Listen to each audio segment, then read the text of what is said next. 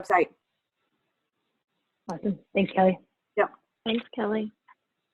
Okay. Shows we're recording now. I do have it recording Thank as you. well. Okay, awesome. So for those of you who have been joining from Zoom from the beginning, thank you for your patience. I guess just to carry on a little bit more about where we are in the process. So as Alicia alluded to, this is really our being the board finance committee first opportunity to go through not only the reduction recommendations that came from the Leadership Council, but just the budget as a whole, as we normally would have had the opportunity to have multiple meetings at this point, ask our questions, get clarification. So I think that's an important note, because we're going to ask a lot of questions, I think, today, and I don't want anyone on the Leadership Council, or just anyone in general listening to think that us asking these questions means that we want to make more cuts. It's just us getting more information. And so, you know, the first order of business on the agenda is to discuss preparation for what happened last night and preparation for the May 20th workshop. I think one of the things that we feel is important as a finance committee is that we have the opportunity to review whatever is presented at that meeting in advance of it being presented, so that we can go in as a sort of combined unit, and that it's not this situation that we unfortunately found ourselves in this time, where we were kind of getting the information at the same time as town council, just because of the way the schedule worked out. So that was nobody's fault, it's just the way it happened. So I think for next steps, what we'd like to do is make sure that we have an opportunity, like early to mid next week, to review whatever it is that you guys are planning to present to town council at that May 20th workshop. Does that seem reasonable? Yes. Yep. Yeah. Okay. Good. And Sandy, I don't know, I know they just made the decision last night. I don't know if you've had the chance to speak to Tom about what the format for that will be, if we'll even be sort of at the table, or if that's something that you'll just be presenting in collaboration with Tom. No, I have not talked to Tom today, but I can find that out. Would it be all right with everybody if we set an expected time for that to be released, so that I can plan an opportunity to review that before the meeting? For let me get clear that the ask is about what will ultimately be shared on May 20th. Yeah. Yep. Yes. So I have a little bit of calendaring wonder too, because I think you might have seen the email that went around about the fact that we're supposed to have our review of the school department budget with the town council finance committee, and the request on that was for the 19th. And so yeah, I'm wondering the same thing, like what's our timeline in terms of this team getting back together? And it sounds like we're actually prepping for two things. It sounds like we're prepping for a review with the town council finance committee, which would sort of be the normal joint meeting kind of, and then after that the workshop with the full board and the full council. Or yeah. Sorry, I feel like I don't know what I'm talking about, but the workshop on the 20th is a town council workshop, which we're invited to, right? We think. I don't know that we are. I'm assuming so, but yeah. So to circle all the way back to what Alicia's saying is, yeah, we definitely need to know as this team what it is that we're bringing to the table for that exercise.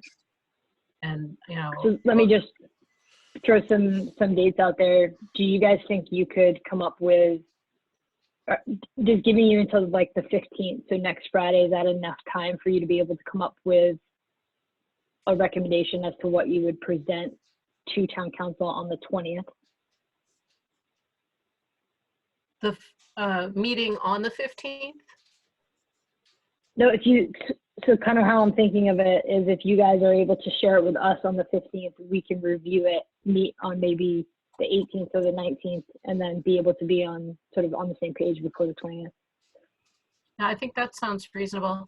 I have, just so you know, I've reached out to Ruth, and there was an email that was going around with Tom about just what you asked earlier is, Tom and Sandy need to get together and figure out what the ask really is, what's the dollar amount that's attached to getting to zero.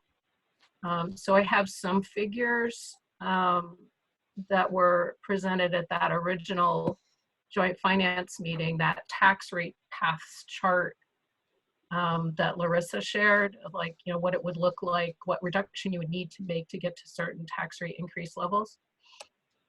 So I have that information, and then I have the statement that was made last night. I believe I understood it to be that the initial look was supposed to be 60% school reductions and 40% town reductions. And Tom also, or Ruth also said that to me this morning via email. I think we have an idea of what the numbers are, if we're actually working off accurate information of what's being asked of us, then we know what the targets are, and we'll get something together that meets that target. Okay, Thank you. awesome. So if you guys can do that for the 15th, after this meeting, I'll circulate an email and we'll try and find time on the calendar for Monday or Tuesday. You don't need to for our listeners with calendar scheduling now.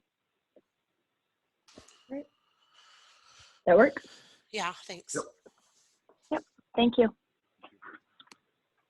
Okay.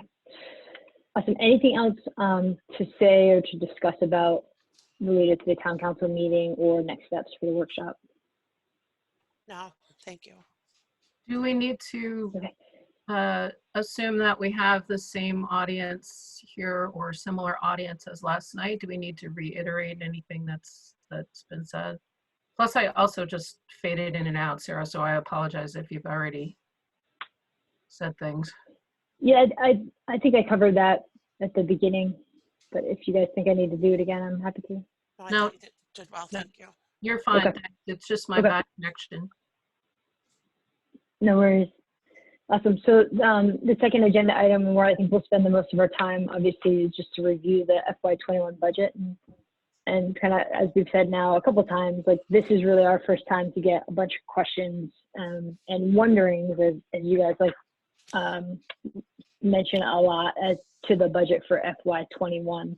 And so I think, I don't really know, I'm happy to start, or Alicia or April, if you guys want to start. I think there are just some questions in general related to the budget, and then more specifically related to the different tiers too.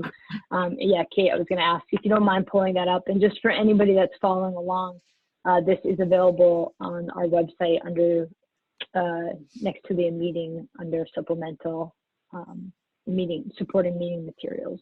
So this is what Kate has on the screen, is the potential budget reductions that shows the different tiers.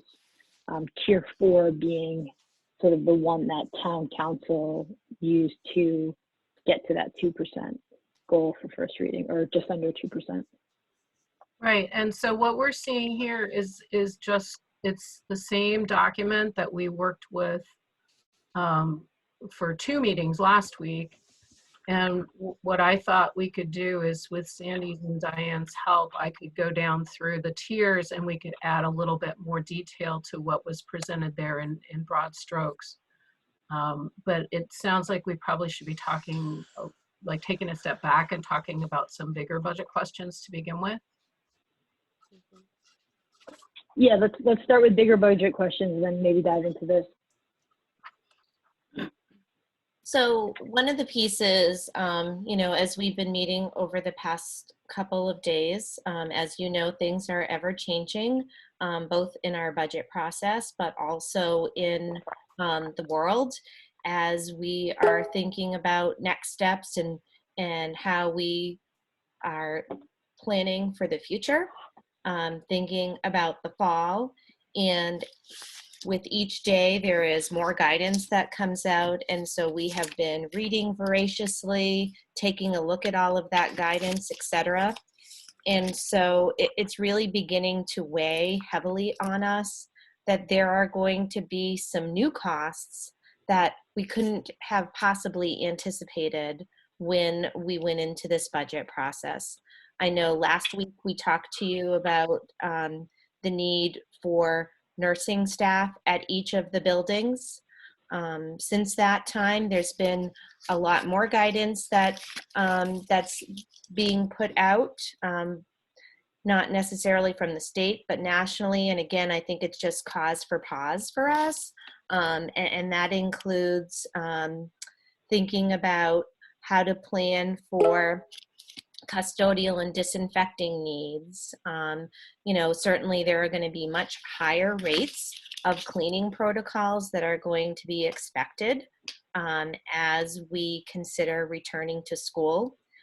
We've also seen some considerable guidance in regards to transportation and busing, and that assumption that 60 students can be on a bus together, 2 or 3 to a seat, when we begin to return to school is probably not a realistic one.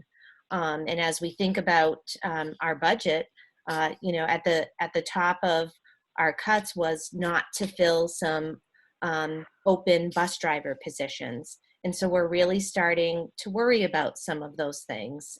And so in thinking about that, one of our wonders was, would it behoove us to plan for some of those things that we don't necessarily have all of the flesh on now by creating some type of COVID contingency fund, so that if in fact, you know, the regulations come down that are going to put more requirements on us, that we have some funds available to meet those needs. Diane, in that vein, are you supervise the nurses, Correct. right? What's the health and safety advisory team doing to prepare for the fall and the nurses, and combined with that work as it relates to the recommendations that are coming down? So again, remember, it's still really early in the recommendations. I'm meeting with the nurses each week. And so we had our meeting this morning and reviewed some guidance that came from the state, from Emily Poland, who is the state DOE nurse.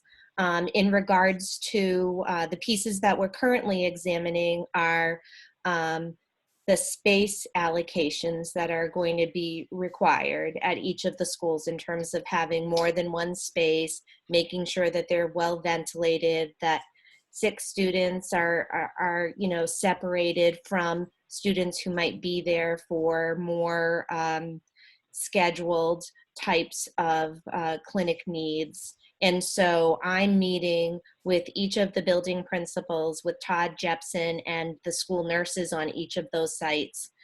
We started those meetings today. I've got several more scheduled in the next couple of days, so that we can begin to look at some of the pieces that are needed, such as the structural needs. We want to be looking at those now, so that if there are shifts that need to be made, either structurally, or if we're talking about displacing some folks from spaces that they may have used in the past, that we're planning that now, so that we can take care of those needs early versus waiting until we may receive you know, more specific guidance and waiting until 2 or 3 weeks of school starting, for example, and moving on that. We also are talking with the nurses in regards to they're starting to develop some protocols in terms of as we return to school, how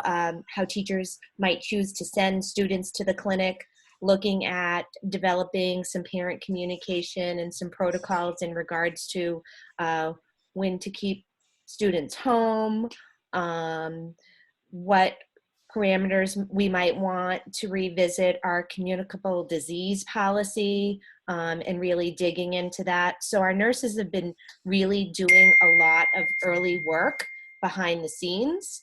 You know, we're also having that conversation in regards to athletics and activities, and knowing that, you know, all of those health related needs extend beyond the parameters of, you know, that 6-hour school day. Thank you. I don't want to take up all of the time on that. I think we could do a whole meeting on that, right? But We sure could.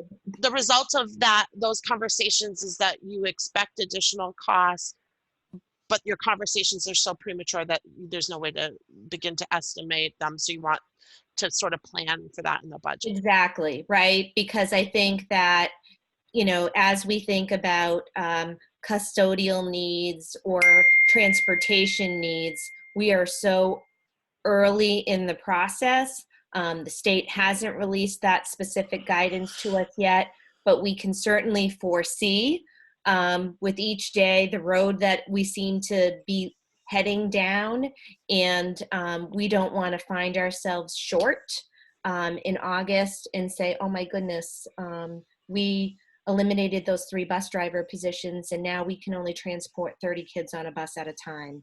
How are we going to address that? Thank you. You're welcome. Oh, Alicia, you're absolutely right. I mean, it's early days, but it would be irresponsible of us, I think, not to just call that out right now and say it's a wonder. And so we'll just be gathering a ton of information and you know, getting as close as we can in planning so that we can figure out price tags for these things. But it's kind of got to have to be a parallel conversation with the reductions that we're talking about around the tax rate. It sounds like you're doing a lot of that work, but I'm wondering if there should be some sort of a task force to prepare for that, making recommendations, budgetary recommendations, and that sort of thing. I don't know if you think that's helpful. I don't really know. I hadn't thought about it that way because it has been sort of one-off conversations and then pulling together teams that are specific to one topic. I know we have leaned on the HSSAT team with the town in the past for things like this. So that might be sort of a natural group to pull into the conversation. What do you think about that, Sandy, Diane? I think it would be good to maybe broaden our group a little bit with some people that we could pull in just to help identify some of the needs and wants. I wouldn't want the group to be too large because then I think it's harder to work through. But there might be some community members that we might want to bounce some ideas off of. And I think that would be helpful to us. Yeah, I think one of the ideas that we've been talking about this week is convening a group of diverse stakeholders to help in planning as we think about the fall. Thank you. Right. So for So now, how would the, go ahead, Kate. I was just going to say for now, it seems like things change every 30 seconds. So we've just started gathering information and you know, wanting to make sure that we get out in front of this as much as we can. But yeah, we haven't even had a chance to stop and figure out what exactly we're talking about yet. It's just a lot of worries. Breathe. Yeah. Yeah. Kate, in terms of how this will be presented, it sounds like you guys will continue on like the normal track. And then this will just be like a secondary pot that you'll keep adding to or taking from, and we'll figure out at what point we need to sort of add that into the general budget. Is that accurate?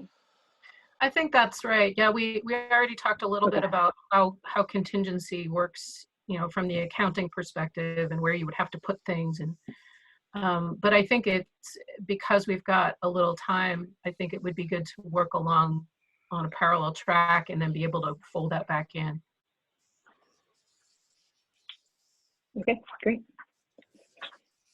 All right.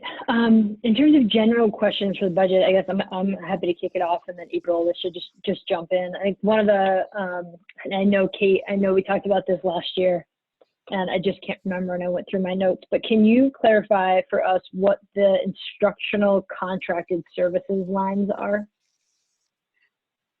So they do vary a little bit from one building to the next or from one phase to the next. But typically what's included in instructional contracted services lines would be subscriptions for online learning or testing or assessment, and then also experience stuff, like if you had a speaker come in or you were going on a field trip and you were paying an outside vendor for that experience or that service. Isn't some of those costs in curriculum as well, or aren't they?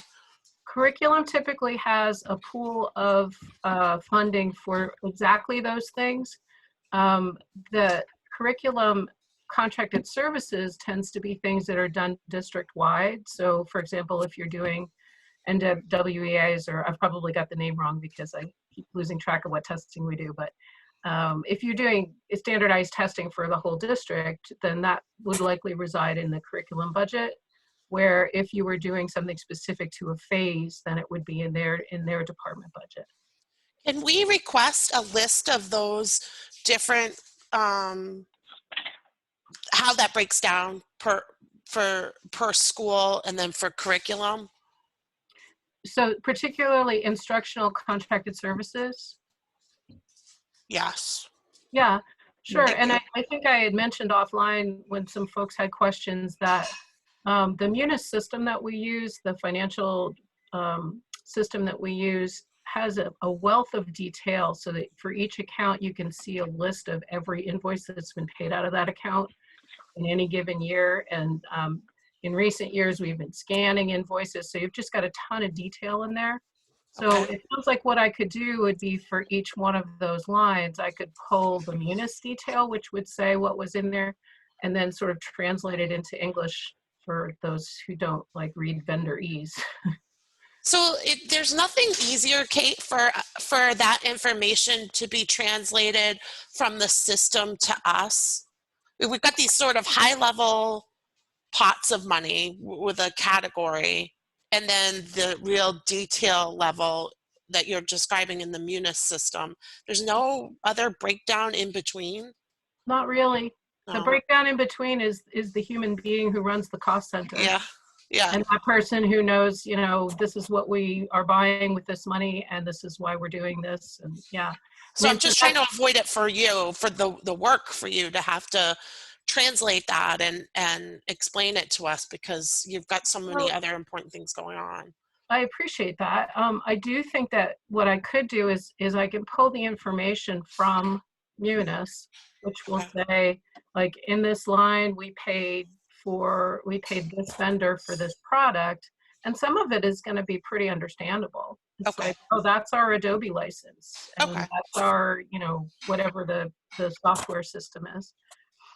Okay. There are 3 big buckets of software expenditures in the district-wide section. So there's the sort of operational stuff that's in central office.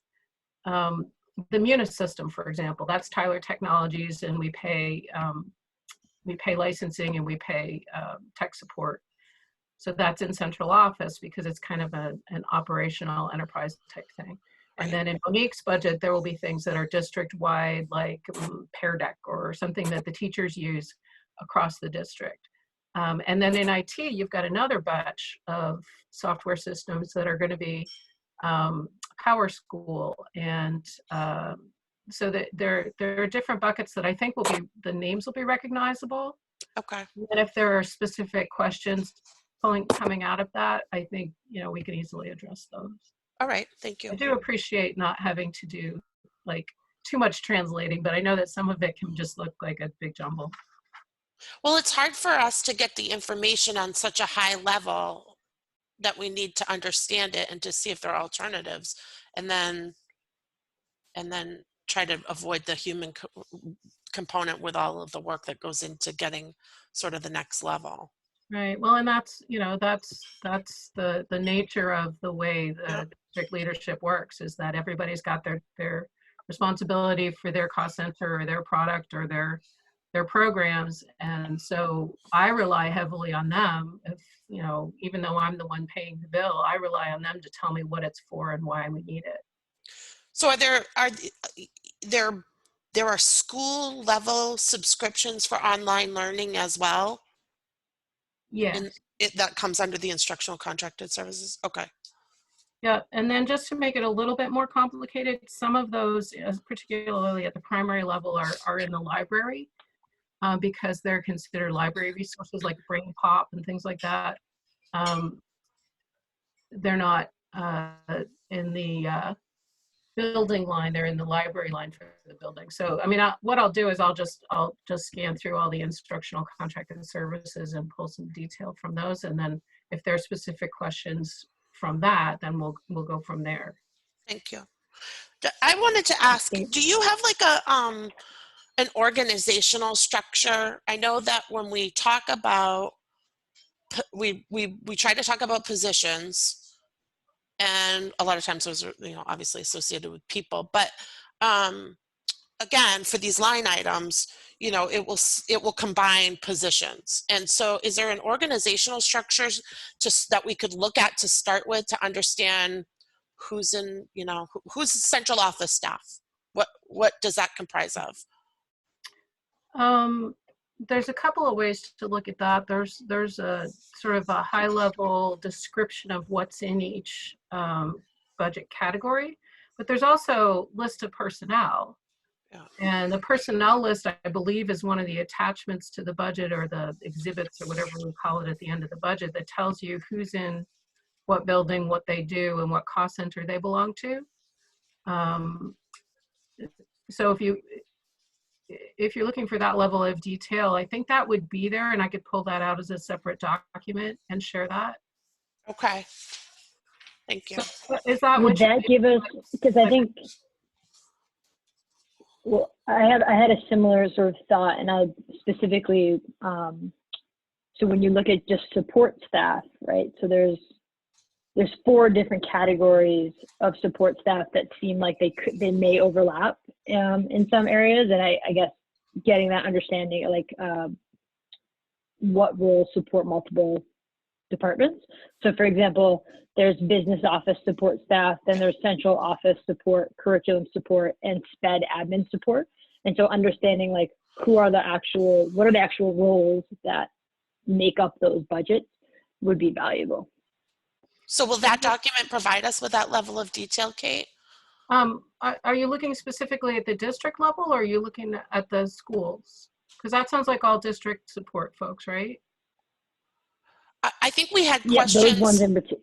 But yeah, but we had questions, I think, sort of at a more micro level as well, right? If there were any overlapping positions.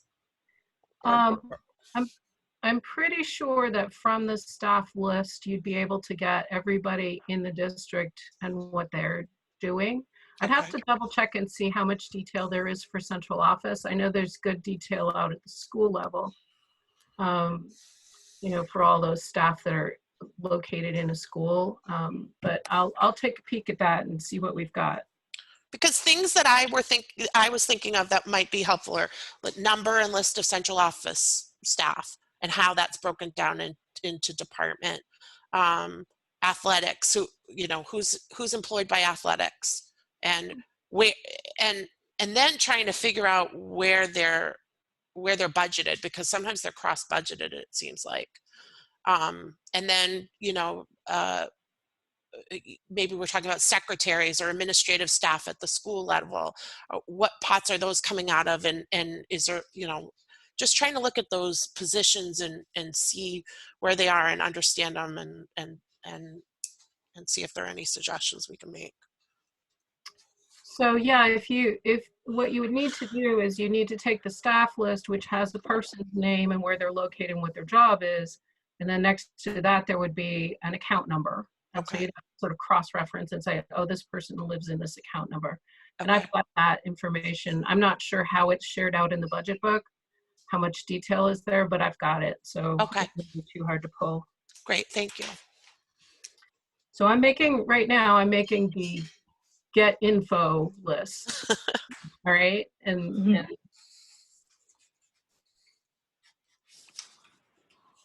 Yep.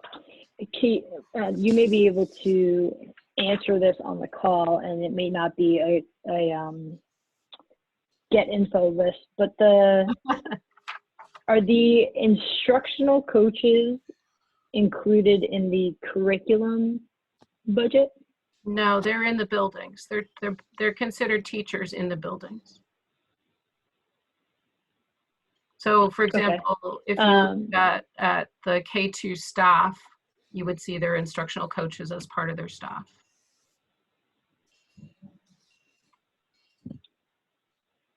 Okay, so then I guess maybe this will be answered in the info that you follow up on, but the curriculum support, the curriculum admin, and then the curriculum district info specialist, like who are those people? Like what are those roles? Because that's a lot of just trying to make sense, because obviously we know Monique, and then the role that Kathy had last year are in there, but otherwise I'm not, and maybe a secretary of support staff, but otherwise I'm not clear as to who actually makes up those salaries. Okay, What roles so yeah, help me chunk this. The district info specialist is Phil Kallick. Hey Phil, if you're listening. Phil is, he's one of those, what do we call him, sparkly unicorn people who does all kinds of cool things.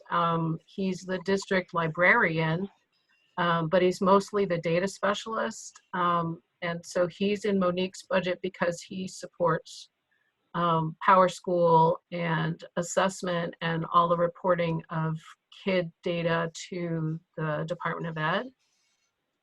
I believe also in that, in the curriculum support staff line are Sean Bushway and Kim Kelly, who are also Power School data geniuses, and Cheryl Callahan, who is a part-time in curriculum and part-time under central office. Under central office, she does the applications and hiring and advertising process for us for recruitment. And then under curriculum, she is Monique's administrative assistant, but part-time. I think I've got everybody that's in that group. That role that Phil doing, is that the role that Kathy was in last year, or is that a new role this year? Phil's been doing this since I was born. He's, okay. that sounds a little flip, doesn't it? He's gonna hit me. He's not that much older than I am. But no, Phil's been in that role. It morphed from being the one librarian for the whole district into a data role over time as assessments went online and data went online. And he just happens to be really good at that. Phil is actually helpful. I can bring Monique into the conversation if you want her to speak to that more specifically. What was that category of the 3 people that we were talking about? Curriculum support staff? Yeah. Okay.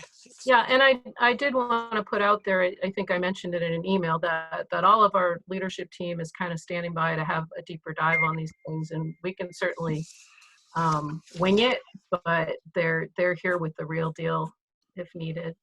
The problem is that it's so hard to try to ask some of our high level questions and understand it and then get into the real details, and it's like we need to do both, but we don't have time in this meeting, I think, to do both. So I'm hoping if we can get that list from you, get some of our high level questions answered, do some research and understanding on our own, then our questions could be more meaningful. Sure. So what was Kathy Terrell's position when she was in central office? Where was that, and is that still in the budget? It's in the same line as, sorry, I don't have the budget book in front of me. That would probably be really smart, right? I did bring Monique up to the conversation so she can speak to this as well. So the line that Monique is in is also the same line that Kathy's in for the district improvement specialist. I'm happy to add detail to the improvement specialist. So wait, before we move on, Kathy is under what, is with Monique under what category? Could you repeat that? I'm getting my book out. Oh, do you know that, Monique? I understood that she was under that same category, as she handled a lot of the assessments and the data and the professional development for our end users and building the capacity to effectively use data in the district. So, but I'm just trying to understand what the category was. Are you looking at the line item? It's got to be the curriculum admin. The admin, okay. And is that position filled currently? No. Okay. Maybe, yes. Kathy has that position. She's the interim principal right now, and so we have left it unfilled this year. But it's budgeted for next year and it was unfilled this year, right? Correct. Okay, okay, thank you. For half the year. Kathy Right. started at the And then Monique, Feels like a lifetime, huh, Diane? It sure does. Monique, Kate kind of touched on this a little bit with a few names, but the curriculum support staff is a pretty chunky budget. Can you just speak to what roles? You don't need to say names specifically if you're not comfortable, but what roles specifically make that up? Sure. There is a K-12 technology specialist, which we did look at that as an early reduction. Part of what we've done over the last couple of years is reorganize the IT department. And so we have 2 people who are working data. One is a Power School administrator. The other is an application specialist who helps manage and coordinate the rostering and the setup and management of our online instructional applications. And we were looking at efficiencies around that. And so that K-12 tech specialist, moving some of those responsibilities over to technology coaches and that data team, we feel as though we're going to be okay without that position.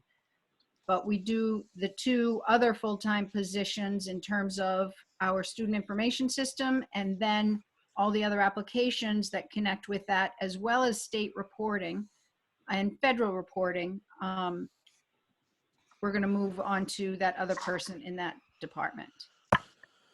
So when I listed folks out, I left out the K-12 tech specialist. Oh, you did? Okay. Yeah.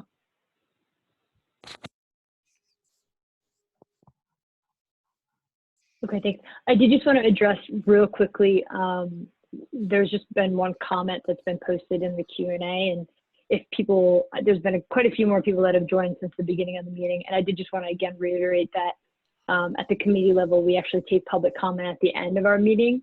So this meeting is scheduled to be, to go to 3:30. I don't know that we'll need that full time, but I promise I will leave ample time for public comment because of the number of people. But it just won't be as we go, it will be at the end. If you have to leave and you can't wait, you can always email your question or your comment to publiccomment@scarboroughschools.org, and I will read it out.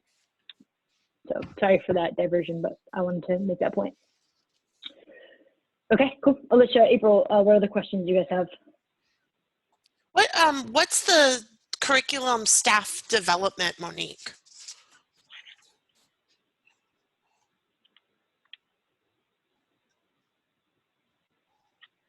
Curriculum staff development is staff development where I would send a K-12 team or cross-phase level teams to participate in a conference or some sort of professional development experience, because sometimes we can get a discount moving forward as a team.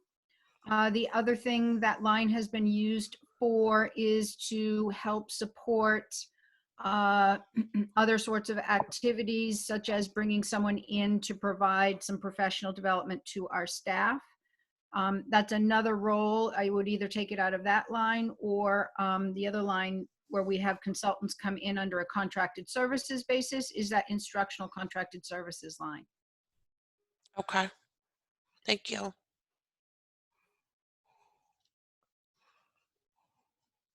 I also tried to allocate some funding to keep aside for our IT staff, the data team as well. So there's some funding in there for those folks to stay current as the application shifts to access some professional development in that so that they are adequately prepared to support the online applications. So we have IT people that we share with the town, but there's also IT people that are under the curriculum budget. Is that right? They are under the curriculum budget in terms of their contract and salaries. But they fall under the supervision of the IT director. So it's really, we're funding the position, because we are gaining from the position, but that's part of that shared services model where the IT director supervises the workflow and the day-to-day activities. And we do that in collaboration. We meet weekly and we're always in contact. Thank you. I think one of the sort of general ways that you can look at the curriculum budget, and Monique, you can smack me if I'm wrong. Actually, it's cool, you can't smack me. But curriculum tends to be the resources that we use to kick something off, like a new or a revised curriculum. Once that curriculum is in place and that program is in place and the schools are trained and ready to go, then you'll see it flow into the individual building budgets. And then the other way that the curriculum budget is used, the resources are used, is what Monique was just saying, which is if there's a K-12 professional development opportunity, if there's an opportunity for the district as a whole to benefit rather than one particular phase targeting professional development. Kate, I was hoping to get a list of like the non-routine travel that occurs in the district. If there are any national conferences or travel or anything like that that is in the budget, if we could get a list of that. We wouldn't have a specific budget for that type of travel. The travel lines are really for itinerant teachers and maybe driving to a conference in Augusta, which is, you know, fairly scattershot, but it would really come out of those PD lines for a national conference. And that's another place where Monique's budget might step up. We haven't really done a lot of national conferences. We've done some regional things and a lot of local things. Because it becomes very expensive if you send someone on a plane and in a hotel somewhere, and it's kind of hard to leverage that across 300 professionals. But we could do a line detail of the staff development lines and see what we might see in terms of travel costs there. Well, I know that the athletic department has like $4,000 budgeted for a trip. And I think Monique does some sort of a curriculum too. Is there a way to find out what those trips are across the district and what they're for and how much is budgeted for those? Like the non-routine conferences, I guess, or. Yeah, I can speak a little bit on the curriculum side. Thanks. When there is a conference regionally, and I think my travel line is not very robust. I try and take it out of the travel line. Is that where you put it, Monique, is travel? That's usually where I put it, but what happens, for example, with a national conference is that between hotel and travel reimbursement, it becomes larger than that line pretty quickly. So I do pull it from the curriculum PD. But in thinking about just last year's expenditures, for the first time in over 10 years, we had the librarians K through 12, 3 of them attend their national conference. And so there was probably $3,000 to $4,000 of travel reimbursement there. And then we had a couple of people attend Power School University, and there was probably $2,000 or $3,000 worth of travel expense reimbursement there. Okay. So for curriculum, it really does fall under $6,000 a year, if that. First time in 10 years, and then I asked the question, right? Like, nothing like putting a damper on things. Well, yeah, I totally get the economic times, and that's why that was one area where we went to reduce. It was one of the pieces. We like to send a team off to a national conference every year. We haven't been able to do that. So typically it's been about every other year that I'm able to do that. But again, given this year's situation, that was eliminated pretty early on. Okay. I just sort of grab one other thing that you said, Alicia. I just took a peek at, now that I have my line items over here next to me, I took a peek at the athletics and activities, and they have a travel line. That line is actually for them to go to games, for game coverage.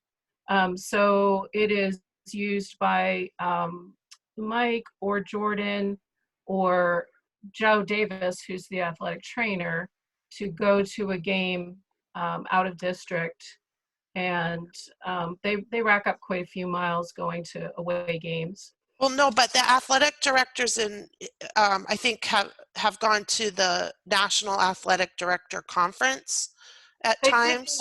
Yeah, they did that 2 years ago, and they put in for it again this year, but I think they pulled that out. I think the amount that's in their staff development was actually to try to get some coaching certifications. And actually, unfortunately, I think that's gone in the reductions that we were going to take a look at. So for next meeting, can we get a list of those now that we sort of clarified like the types of travel that we mean, and see if there are any of those outstanding left in the budget that maybe we could tighten our belts on this year at least.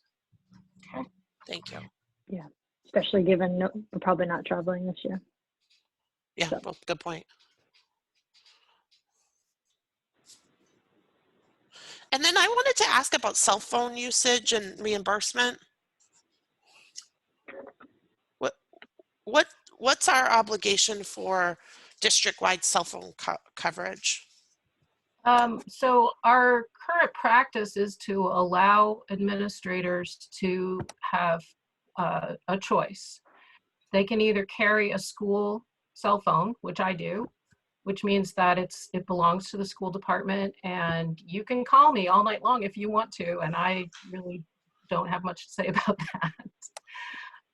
The alternative is to have your own private cell phone and to put in for reimbursement for that. And so what we would reimburse would be just the plan activation monthly charge. And, most folks have data for free and what have you, but we pay the base amount for folks to carry a cell phone. So we have an account with Verizon, and we have a number of phones that we pay for. And then we also have folks who prefer to have their own, and we'll do a reimbursement. Now that's not a contract. Is that just for staff? I'm sorry? Go ahead, Sarah. Go ahead, Alicia. Nope, after you. I'm talking enough. I was just going to say, is that just for staff, or is that part of the contract as well, like teacher's contract? Not in the teacher's contract. No, it's administrators, and we have a couple for maintenance, so they can be reached. We have a couple of generic ones that we deploy around. We have one that's actually used in the high school guidance office because, interestingly enough, it's really hard to get kids to talk to you on the phone. They want to text with you. And so we discovered that having a cell phone was a really good idea for that. And a cell phone that didn't actually belong to an individual guidance counselor. So yeah, it's pretty limited, but it's for folks that need to be pretty much on call. None of those are being paid pursuant to a contract, right? I'm sorry? We don't have a contracted obligation to pay any of those cell phones.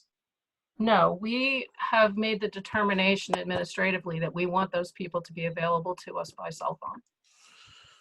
What are the line items that the cell phone reimbursement and or our provision of cell phones fall under?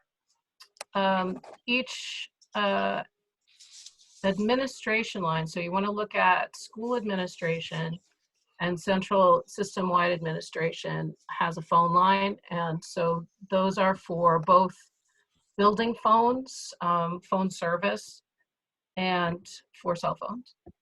Okay, I saw that and I wondered if it was both or not. Thank you. Yeah.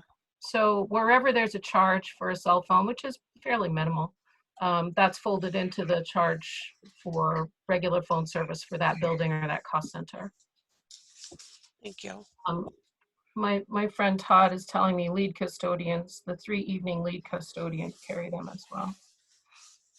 Thanks, Todd. Thanks, Todd. Thanks, Todd. Didn't you guys love this virtual method? Everyone can be available. I know, love it's so great. As long as I have like 8 pieces of technology going, I'm all good, right? Yeah. It was my district cell phone, by the way. Just.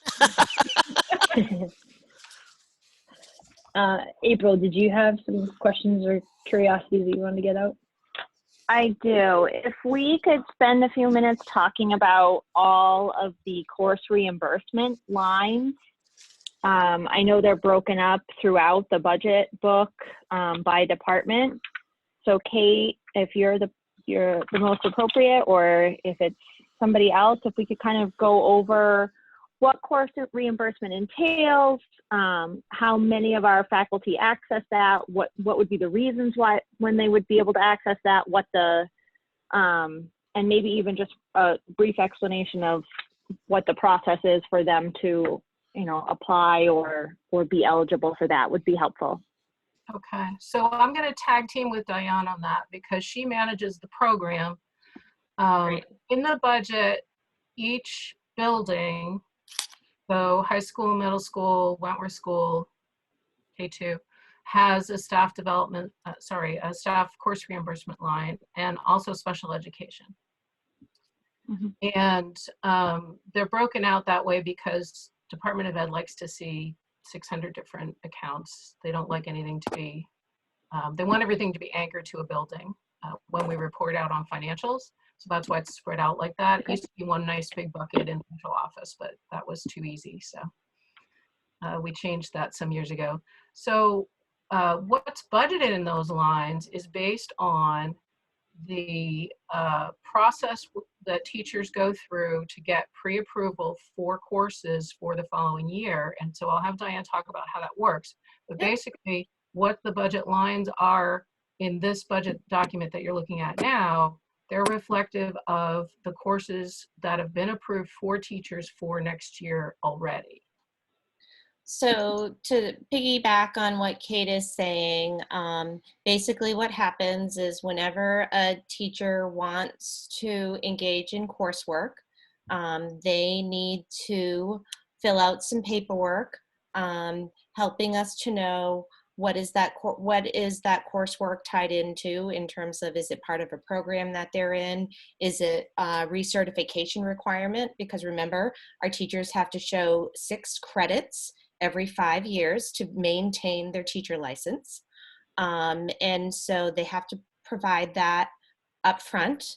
And then in terms of specific courses, there's also a specific course approval form that has to be submitted by January 30th, the year prior to. So for example, anyone who wants to take courses in 2021, our next school year, would have to have already had their paperwork approved by January 30th. And invariably, as you can imagine, time gets away from people, and I have already had, you know, more than a handful of people that have come to me and said, oh my gosh, I just learned about this great summer course, or there's a program that I want to start in the fall.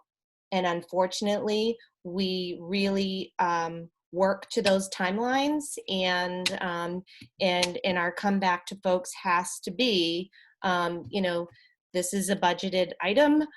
There's not an unlimited amount of funds available, and so people have to work within those timelines in order to get approval. And then there's not an unlimited approval for courses. Those are bound by contract. So if you take a look at the teacher contract, it'll show you, you know, that they can have reimbursement for up to 3 courses a year.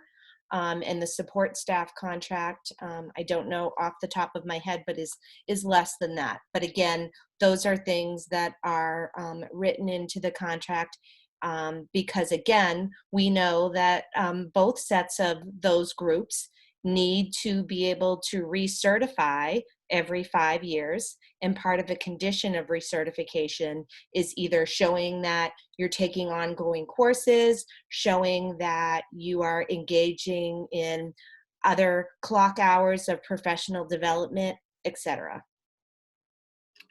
So that is a contracted requirement for teachers, you're saying? It's not a Up to 3? contracted requirement. It's built into their contract that it is one of the benefits that they have, that we would provide state reimbursement for up to 3 courses if they meet the conditions in terms of meeting the timelines, getting the approval for the courses first, etc.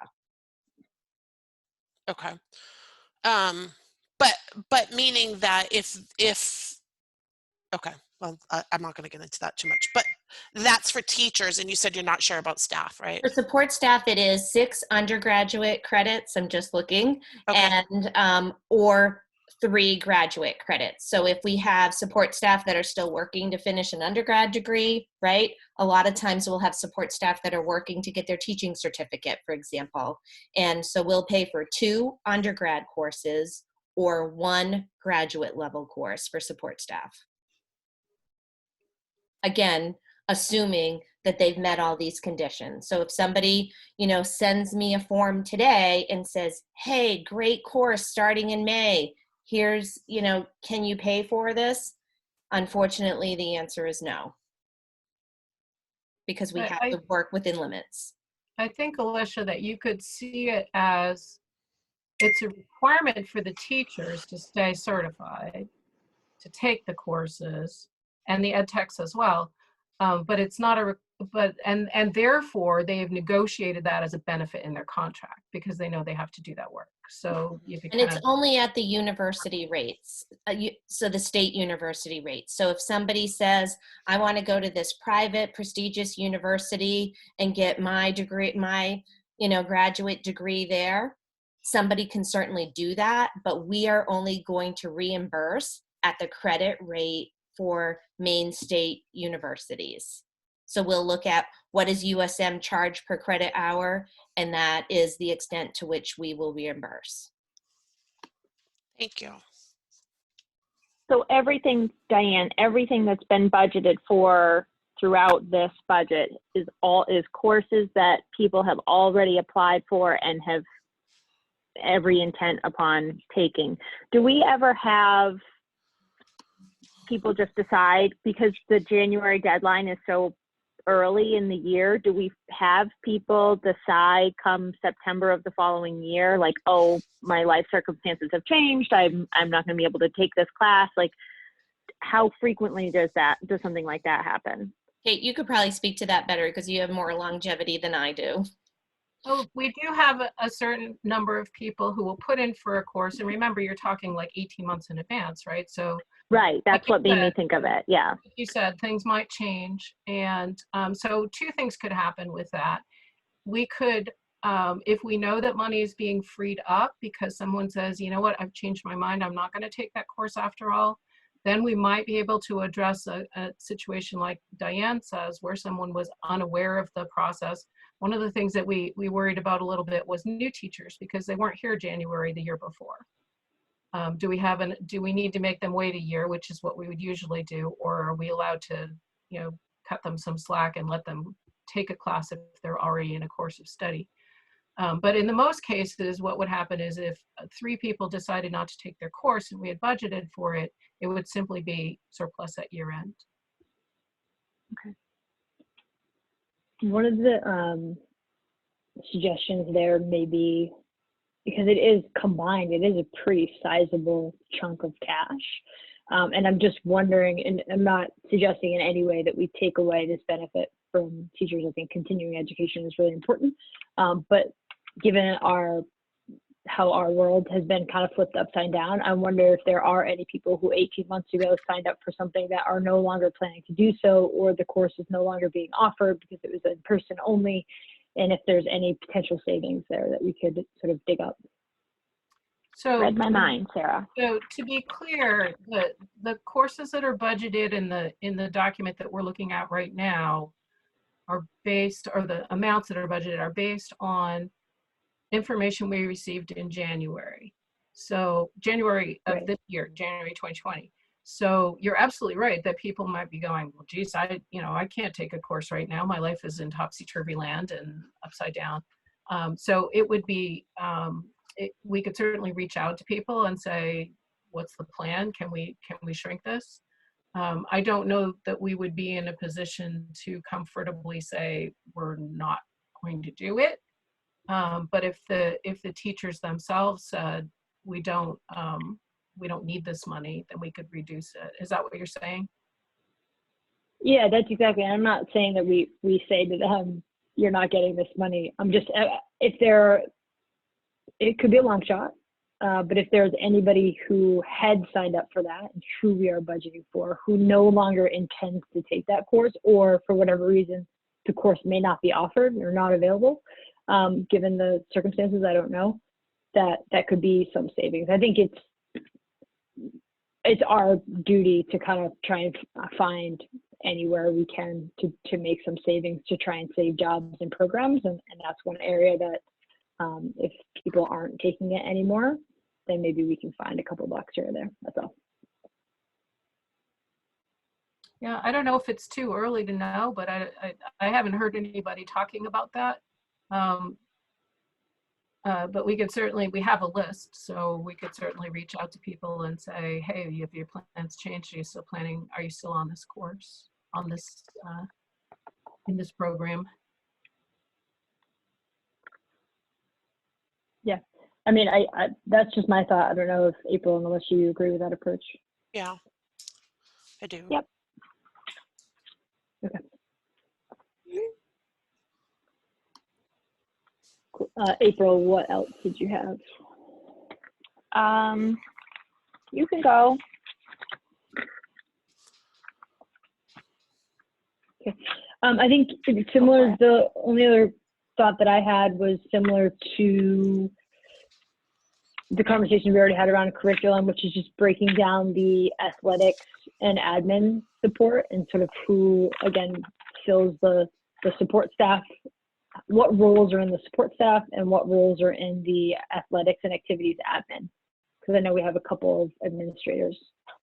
So while we were looking at other things and I stopped sharing my screen, I went off and I did find that in the budget exhibits, there's a staff list, and I'll show you what it looks like, and then I can email that out or share it. Let's see if I can find it again. Bear with me for a sec here.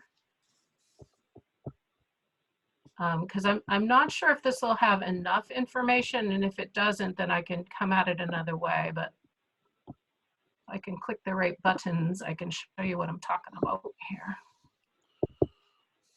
All right, so this is the list as of when we were building the budget. So it says February 2020 on it. And so what you've got, I might have to shrink this just a hair here. What you've got is the cost center, or the building, and then the type of person, who they are, what their job is. And then over here in this far column, if you can see my little mitt going up and down, you can see the budget account. It has the org, not the object.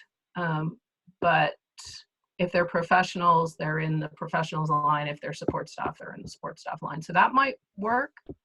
And it does have, if we keep going down here, sorry if I'm making people dizzy.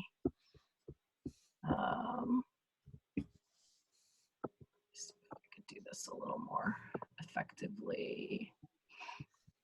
I just want to make sure that it has everybody on it. And I believe that's high school. So yeah, here we get into athletics and activities, health services, curriculum and assessment, system admin.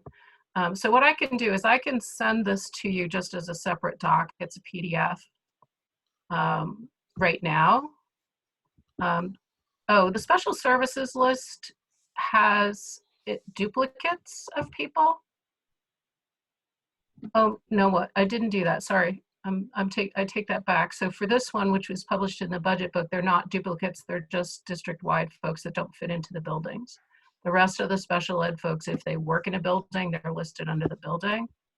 We got adult ed, we got bus drivers, facilities by building, and school nutrition. So this has pretty much got everybody that's in the budget and an account number that goes with them. And it might give you a good starting point, at least, to start asking other questions. What do you think about it?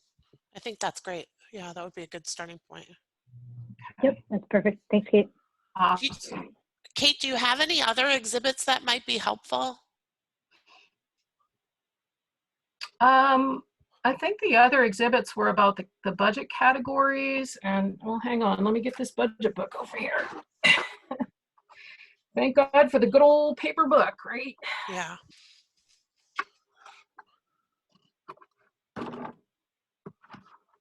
Not to mention the 500 tons of paper that I've tucked into the book, so I can't even lift it.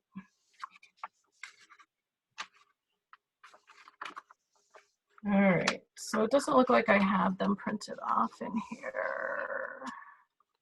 I'll take a look and see what else there is, and I'll just forward everything to you.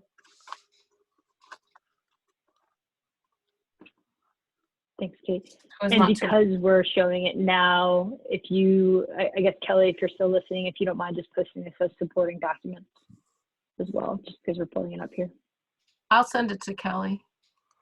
All right, I'll put it out Thank you. there. Thanks, Kel. Thank you. Thanks, Kelly. Let me stop sharing for a minute. And we'll do exhibits. Seems like about 100 years ago that I was putting this budget book together. Maybe 150. Cool. I think that covered most of the questions that I had. I have some on the reductions list, but I know we're going to get to that. April and Alicia, do you guys have any more general questions? I wanted to ask a question because some people have made a good point about rather than eliminating sports or activities, if we've thought about using volunteers more. And I think we've had a discussion about that in the past, and I wanted to know what the what, if any, costs are associated with using volunteers, if they need to be somehow certified or vetted, and if there's a cost associated with that, and if you've thought about that at all.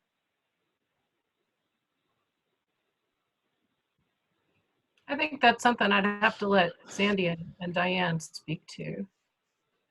So I'm not aware of any big expense. I think volunteers are there strictly to volunteer.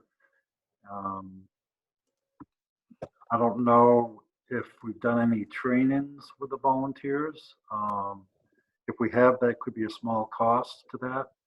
But generally, from my experience, usually there's no cost that I'm aware of. So, like, let's say, let's just say a varsity coach as a sort of bigger ticket item, even though I know that that's nothing that we've talked about so far.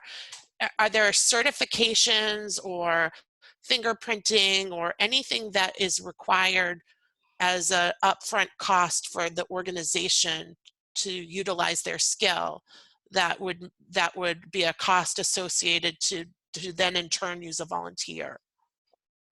Do you want me to bring Mike Legage in for Yeah, this part? that might be helpful. Thank Okay. you.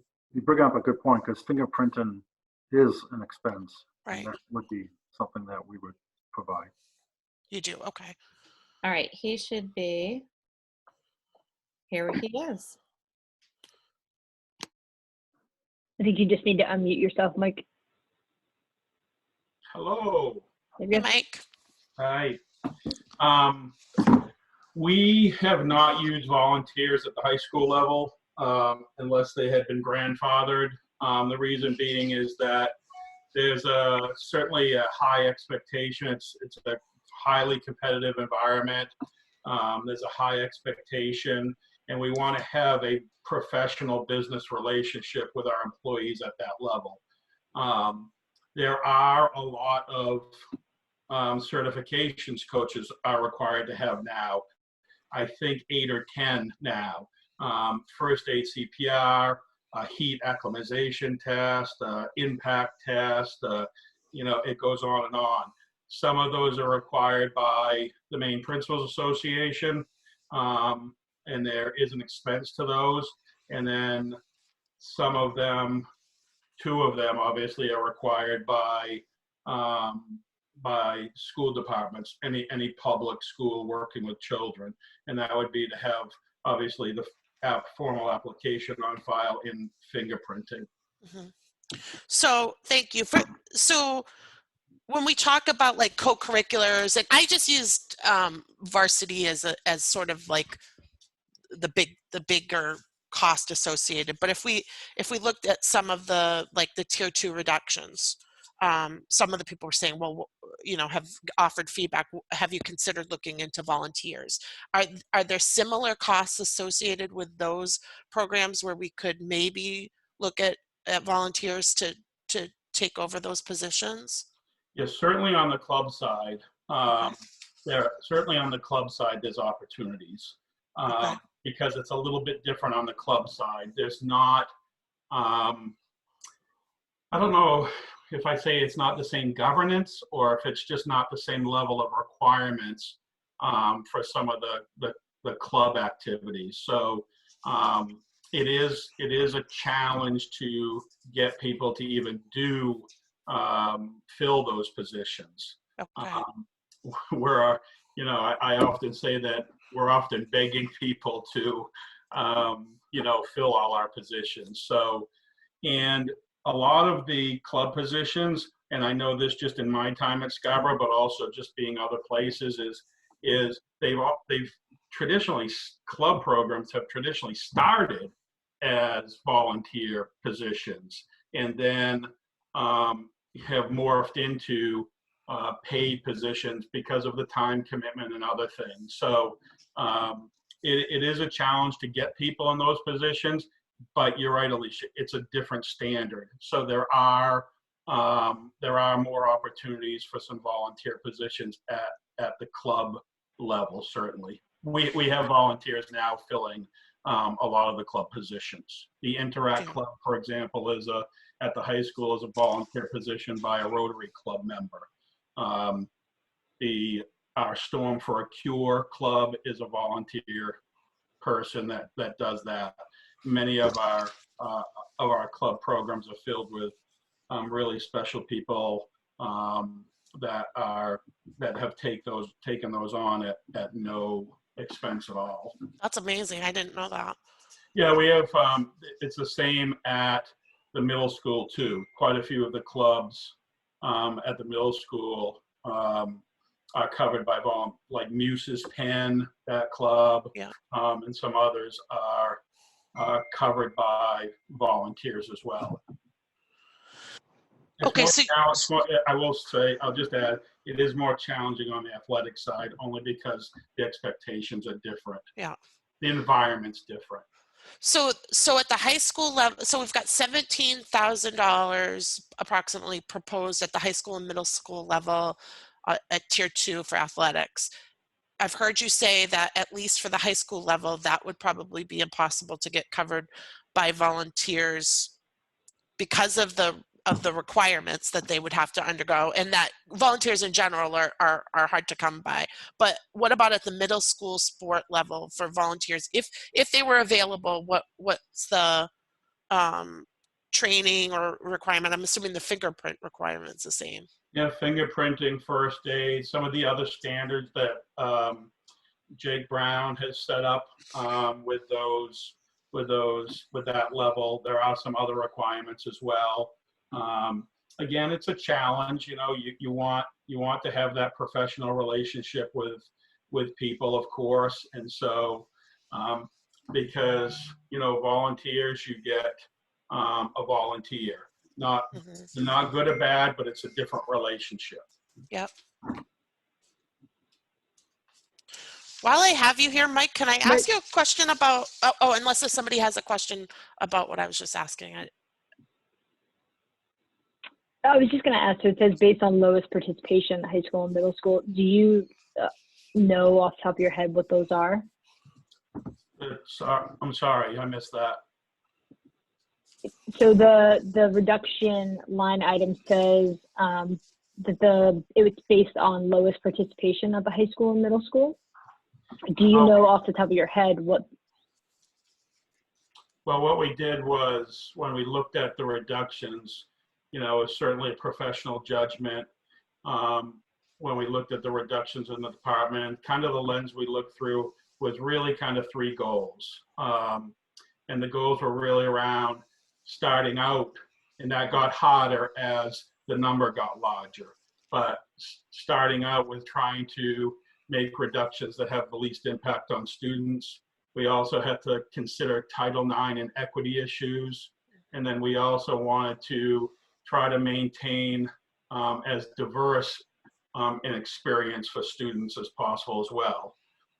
So those were kind of the lenses, I guess, we looked through, and then, you know, thinking about those remaining programs and wanting to maintain those essential items to support those programs. So that was kind of the lens that was looked through.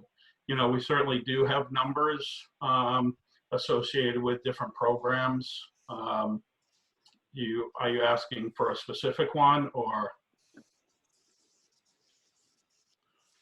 Yeah, I guess I was just asking for more detail as to what we're actually talking about when we say high school and middle school sport. I can jump in on that, Mike, because I have the list in front of me. So we're in tier 2 reductions, and can y'all see that? I did just put that up again, the reduction chart. Yeah,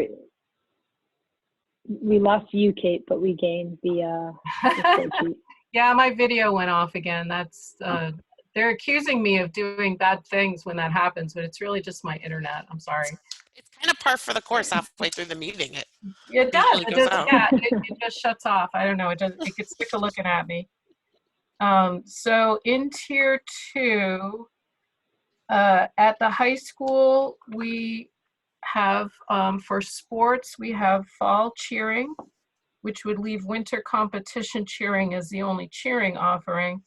We have wrestling, and we have middle school wrestling. And those, as Mike said, would touch the fewest number of kids, the lowest participation. For clubs, we have, bear with me here, out of the new proposals, we withdrew the high school pep band and the middle school studio art club. We reduced the budget for jazz band at the high school.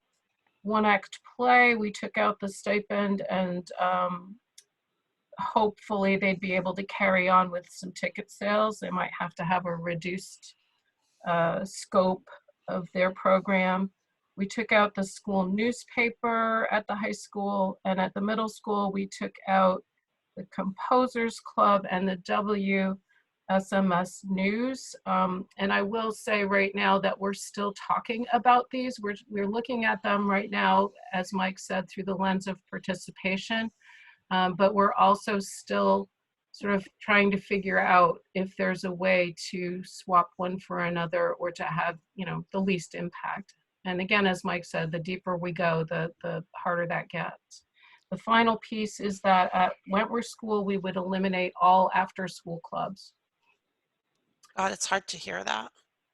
It's hard to hear any of this. Mm-hmm. Our leadership team has pretty much been in tears for the last 2 weeks. It's awful. It's brutal. And we haven't even started talking about teachers yet. Yeah, it's bad. Yeah.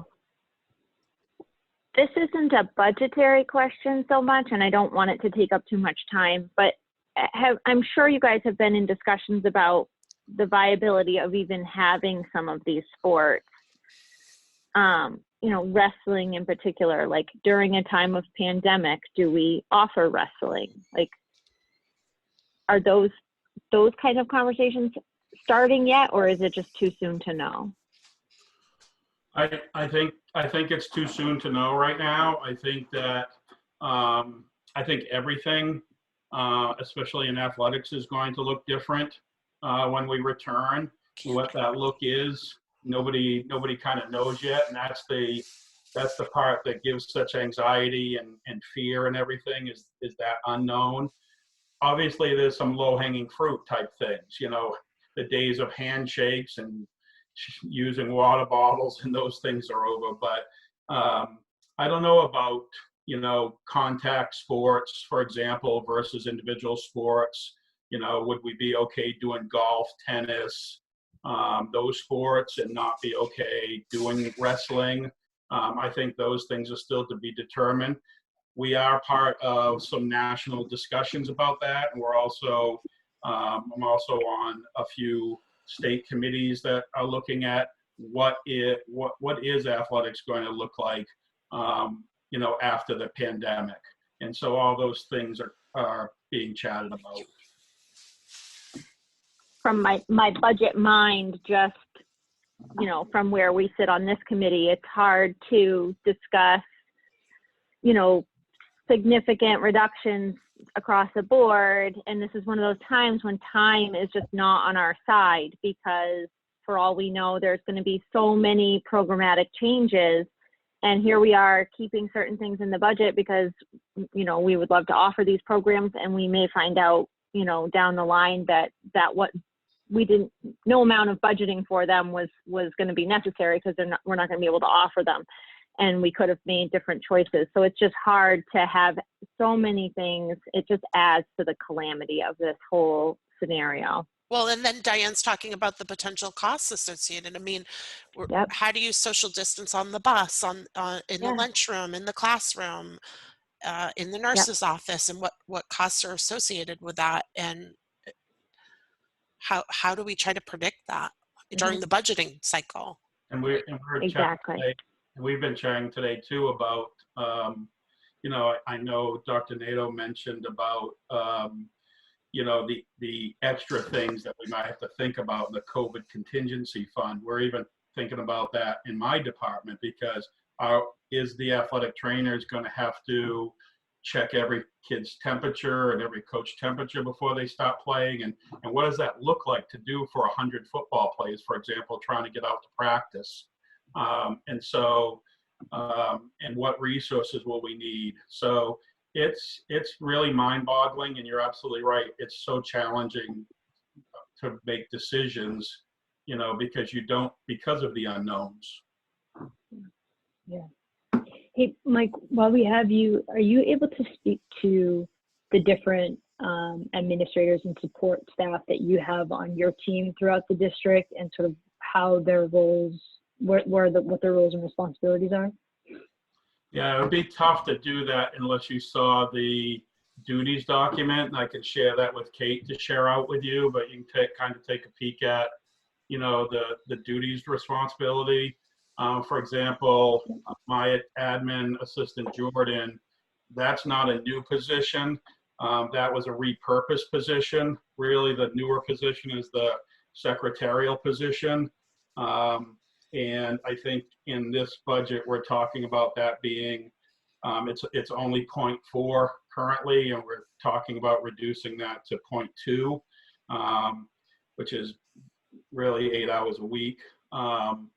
And then we also have a middle school athletic liaison that handles, you know, all the kind of operational things with the middle school as well. We also have a head athletic trainer. Dr. Joe Davis is our head athletic trainer. And then we contract with Maine Medical Partners for an assistant athletic trainer. And that, we included that in the reductions as well, to reduce that person's time to, we would have him, you know, less than full time next year. So those are kind of my, I guess my immediate department people. So. Okay, thanks. If Um, you could share that duty list. yeah, that would be great if you don't mind sharing that. Mike, Yeah. I saw game workers. What can you explain what the requirements are for staff support at various games or activities, and why? Yeah, sure. It all depends on the event. And there's different levels of game support. We have people that we have to do the score clock, for example, at games, or we have where the MPA requires there to be a independent, you know, scorekeeper at a lot of the games. So sometimes we'll pay a scorekeeper, a clock operator, an announcer. And so those are pretty standard positions that, you know, people would have at high school events. We don't have those so much at middle school events. And then we also have security support people. So you have a, you know, 3,000 attended football game. You need some security people at different places for crowd control and etc.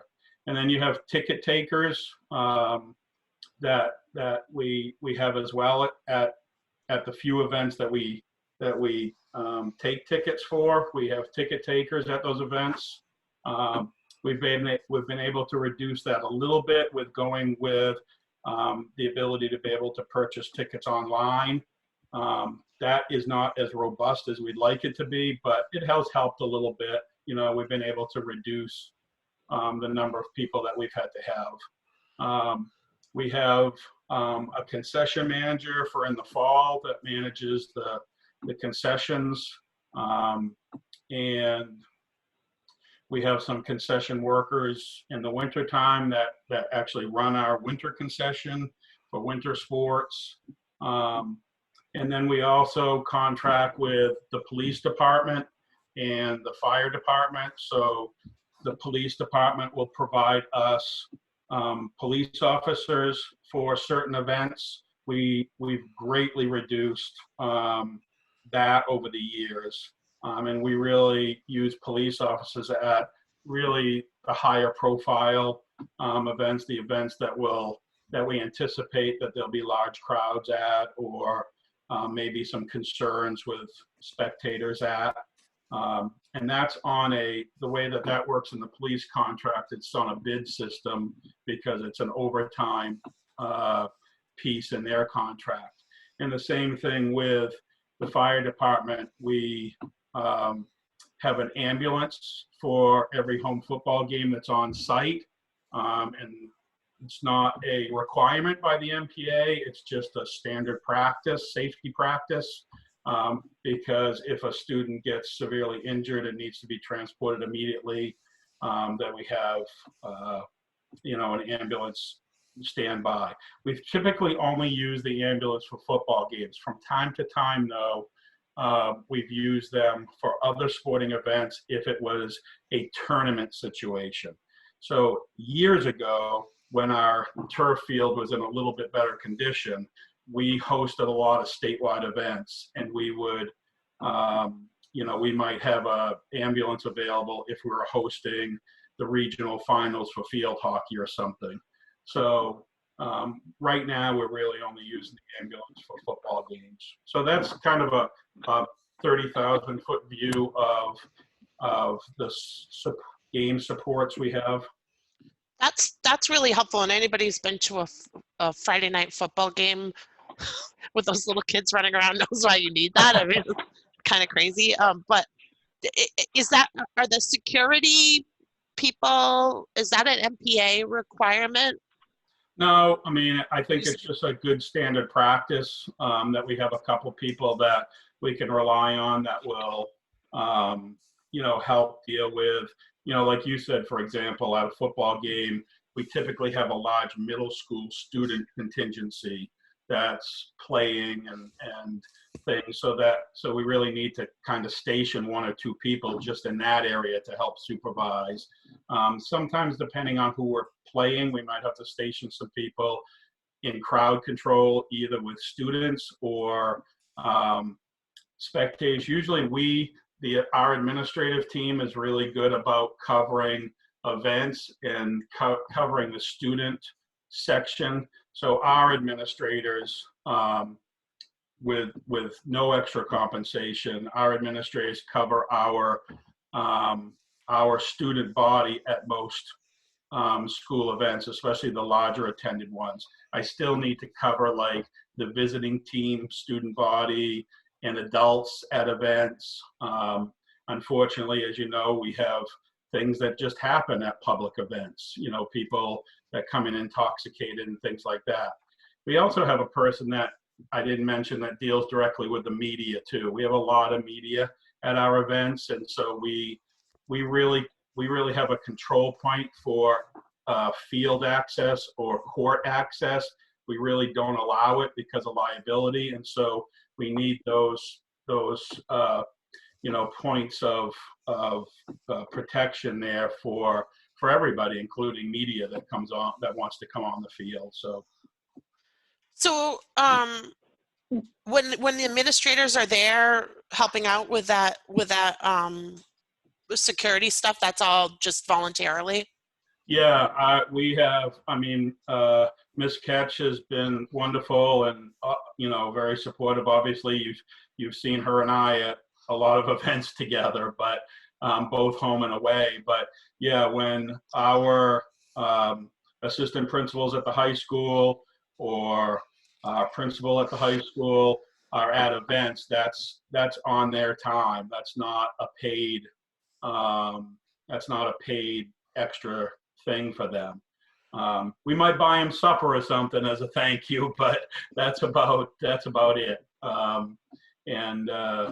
And also the same in the past too, we've had the middle school administrators from time to time have come over and helped out when we've had some real problems with middle school behavior at events. And that's why it's been so helpful to have Jake Brown with me too, because he not only oversees the middle school programs, but is a middle school teacher. And so when he comes, if I can get him to, help me at the games, he's great because of that connection to the middle school. So we always try to do that first. So I know how Go ahead. oh, sorry. I know that you place a lot of value on using professionals because of the reliability and the consistency and the budgetary costs, but are there some of these positions that we could look to shifting towards the parents of those, as an expectation for the parents of those athletes? I have never, in my experience, experienced that. I think parents want to be there to watch their child participate in activities, which is one of the reasons with the concession and the way that Coach Griffin organizes the concession. It's the concession workers are parents, but they're parents from another sport, not a sport that's playing at that time.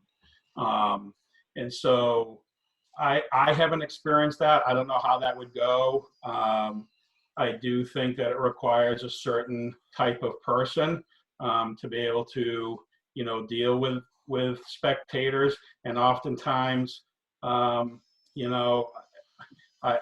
have to say that oftentimes what we're dealing with is parent behavior equally to student behavior. So again, we just need a little bit higher level of supports there at those events. So, and a different kind of professional relationship. Could there be something that somebody could do? Possibly. That has not been something that I've experienced ever in my years as an athletic director here and other places. Thank you. I'm just trying to think of anything Absolutely. that we can talk about. So I mean, you're the expert on it, but absolutely. And let me broach that with my gang and see, what we can do. I'm not thinking about that right now. So I just need to process that. Yeah.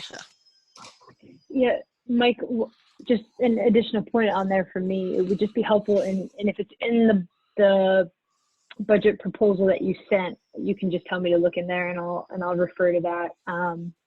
But what all of those costs roll up to, because unfortunately we're in a position where choices are inevitable. And so if it's a difference between getting rid of a sport and asking some parents maybe to pull tickets, my guess is that there would be enough volunteers in town who say we'll pull tickets in order to be able to keep the sport. So just getting some more, like all those like security, ticket personnel, concessions, like what all those add up to would be helpful to see. Yeah, I think we have that information. I just, I would just want to be careful with that, because the second something bad happens, everybody's going to be asking, why did you do that? And so I just would want to be really, really cautious of how we approach that. Okay, just noticing that the time, I do want to leave a substantial time in case there are public comments, but Alicia and April, do you guys have any other burning questions that you want to get out? No, nothing that can't wait. Yeah, I feel like we didn't really get to talk much about the reduction model, but that's okay. We can pick it back up. There's gonna be plenty more Well, if we want to spend maybe conversations, I'm sure. 5 or so minutes there, I don't know, Kate or Diane, was there anything, I mean, we talked about tier 2, or we did go in a lot of detail about tier 2 reductions, I think. Are there any other areas that you guys wanted to elaborate on specifically? Well, excuse me. I'll just take a quick scroll through here because I seem to have the helm. But I did want to mention that with the clubs, I think I did say that there are more clubs and sports reductions in tier 3. After school programs, we all know the value of those. And, you know, it's heartbreaking to even think about these things, but we are trying also to preserve as much of the classroom and required instruction and supports during the school day that we can. So in some cases, we've made choices about these that may or may not hold. And I loved April's point about who knows whether we'll be able to, you know, do contact sports and those kind of things. I will point out in tier 2, at the risk of making people dizzy, that's where we're taking out 3 unfilled bus driver positions. So at the time, as Diane said, you know, great, easy peasy. Sarah will manage because she's a genius, but I'm not sure how Sarah can manage with 1 kid in a seat. So that we might come back around to that. And then Mike spoke to a bunch of things in his department. I think I should point out that in tier 2, tier 3 is the first place where we are reassigning or reducing current staff. And so at some point— That's not actually true though, Kate. We did reduce staff in tier 2. I'm a big fat liar. I'm sorry. Sorry, I just, you know, No, I you're didn't want it to sound absolutely like it's right. not doom and gloom. We reduced real people before that. I'm so sorry. And that's so disrespectful to these people because we've got 3 people who lost their jobs in tier 2, and I apologize for that. I think it's going to be important for us to talk about staffing as kind of a separate pullout of this, like, you know, who are the staff, where are they? And I think it was maybe Peter the other night who was saying it would be good to know, you know, of these positions that we're losing out of the budget, how many of them were new positions that we're not going to have? How many of them are existing positions? How many of them are existing people? How many are we going to be able to reduce without laying someone off because there's a retirement or a resignation? So we're working on pulling that information together. Diane, Sandy, is there anything particularly that you wanted to call out and speak to here?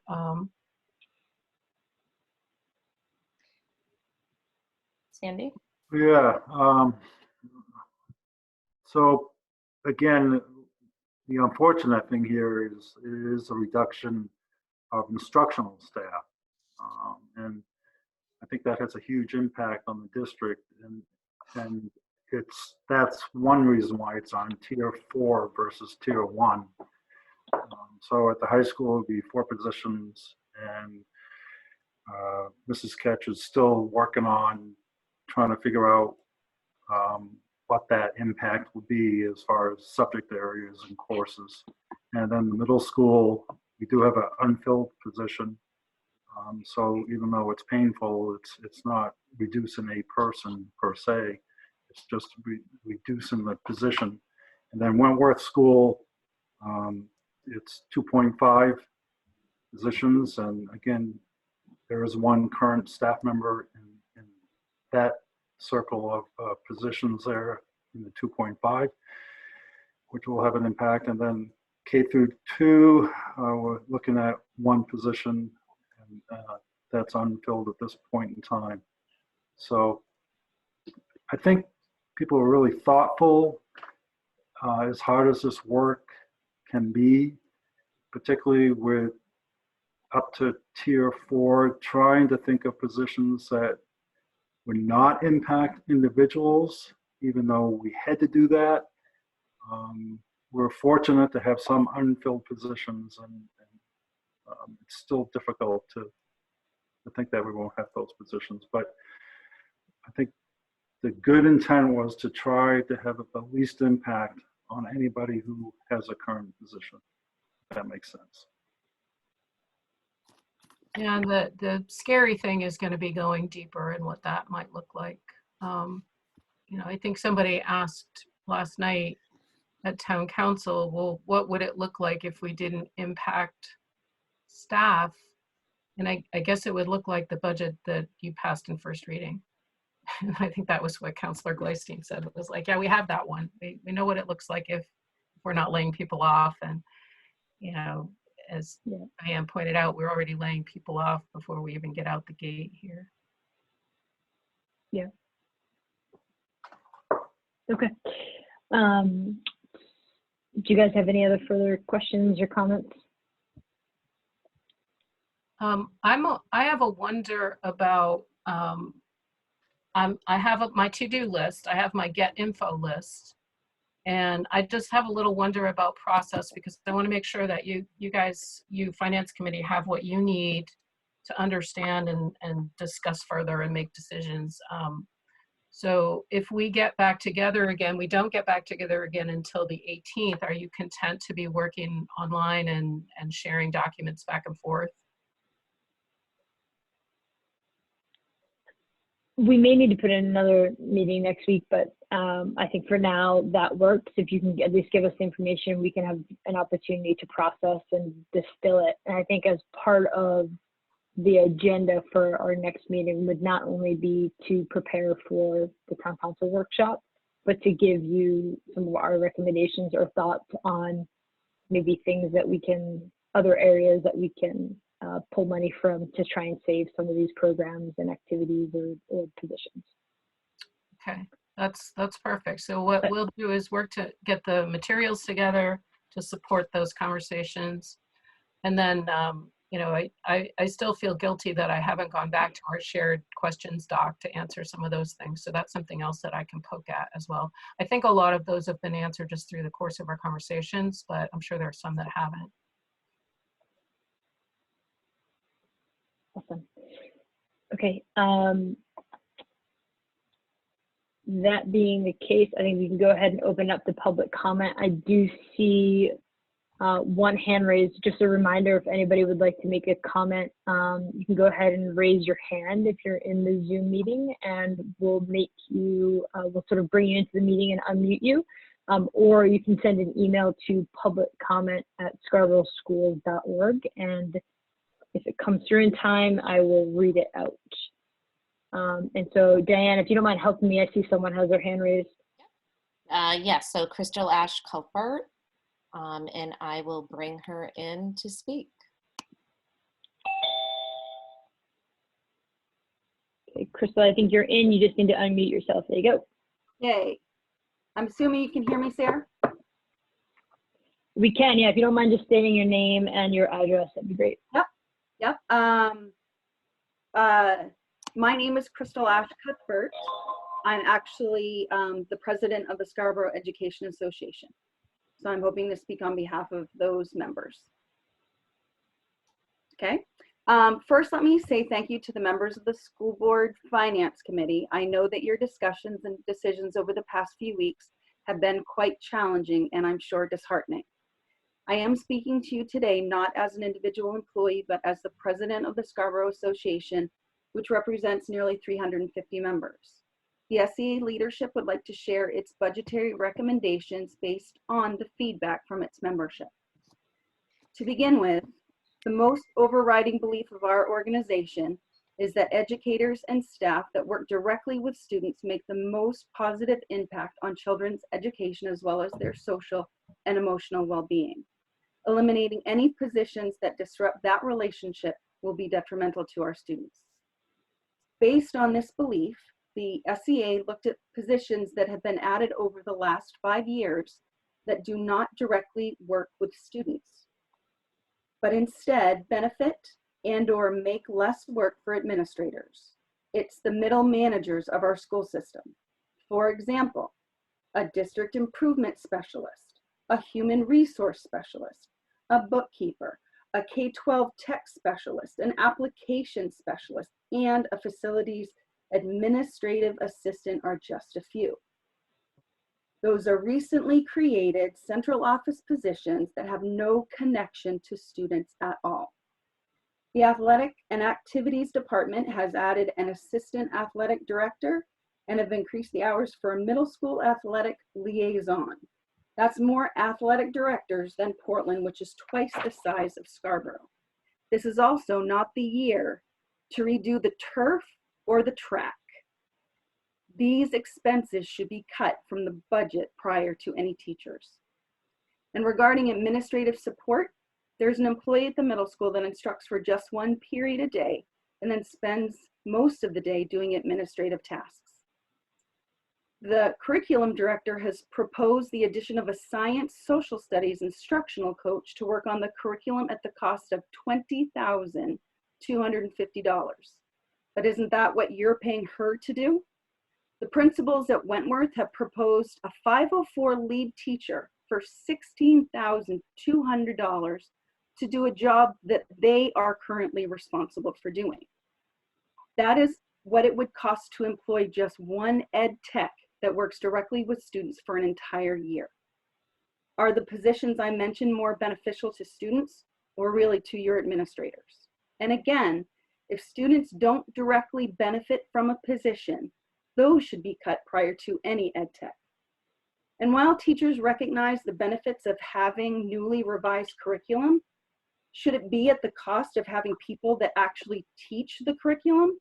Spending $130,000 on a revised version of a math curriculum that we already have is absolutely inappropriate. It would be comparable to replacing a perfectly fine granite countertop with another granite countertop in a new color. Would any homeowner do that if they couldn't afford it right now? The $28,000 world language technology curriculum shouldn't be put before the people who actually teach world language. Another area to look at for cuts is the huge amount of money that the district spends on testing students over and over again. Is the amount the district spends on the Cadillac package of iReady really necessary? Because none of the cuts that I've suggested would negatively impact students, but having them on a bus for an hour because you've eliminated 3 bus drivers would. The district spends over $1 million on contracted services, and while the educators of this district know that many of those services benefit students, not all of them do. Paying nearly $100,000 for an attorney to negotiate against employees is financially irresponsible. Administrators and school boards have that responsibility. And within that budget line are companies we hire to complete maintenance projects within our school. Spending $80,000 for a painting contractor when we employ maintenance professionals makes no sense. And just like at home, if you can't afford to hire someone to do the work, you do it yourself. And last but not least, while the school board has voted to move forward with a consolidated K-2 school, is spending $400,000 this year truly necessary? That construction project should be put on hold because it is not the brick and mortar of a school that makes a difference in a child's life. It is their teachers.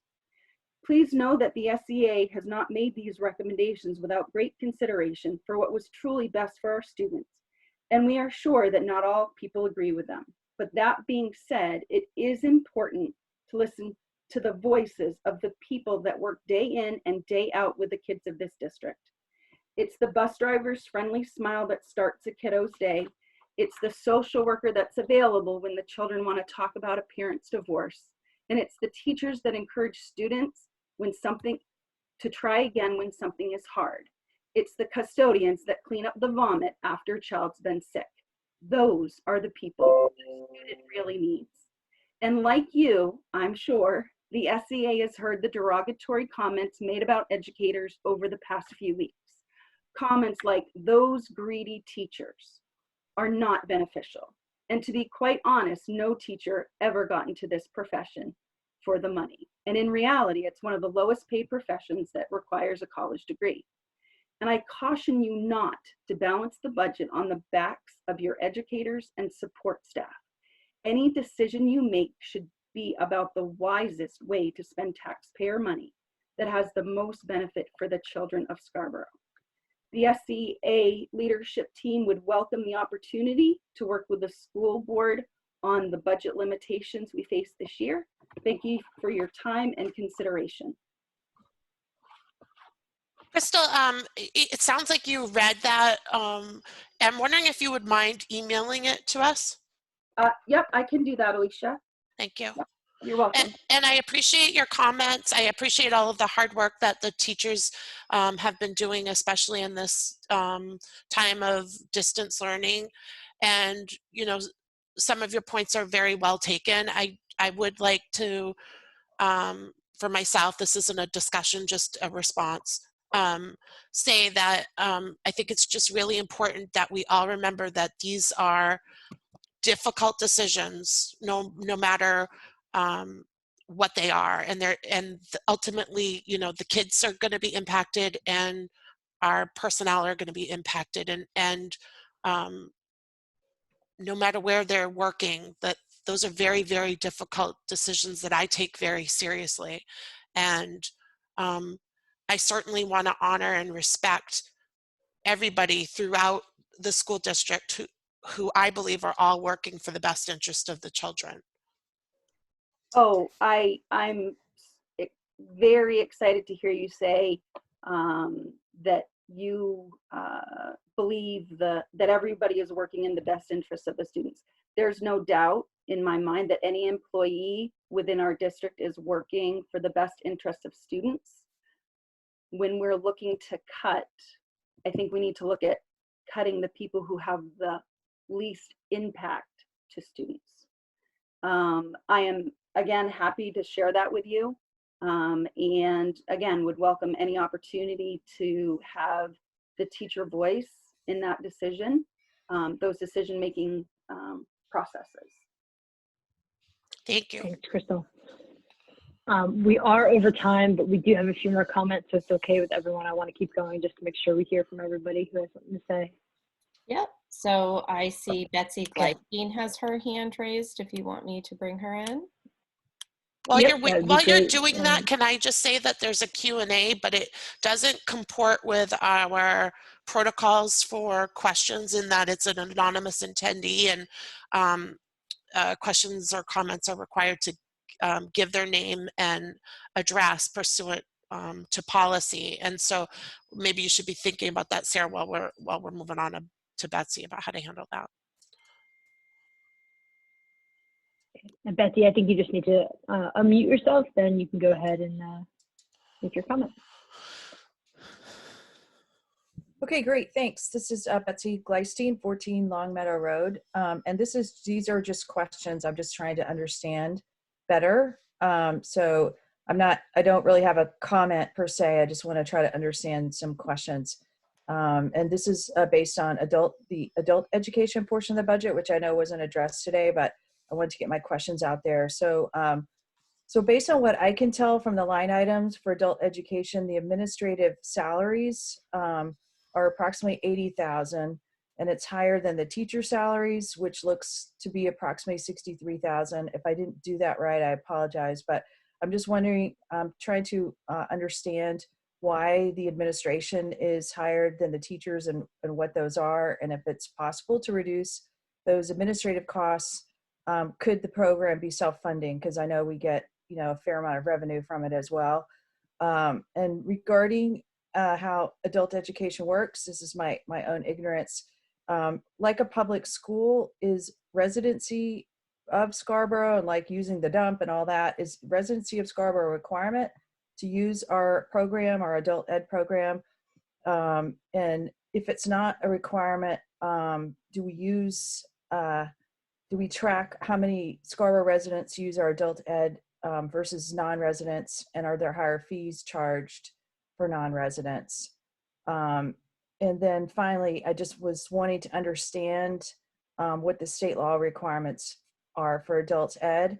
And I did send these questions to public comment, and I know you're running low on time, so I don't expect you to answer them all or even to have the answers right now.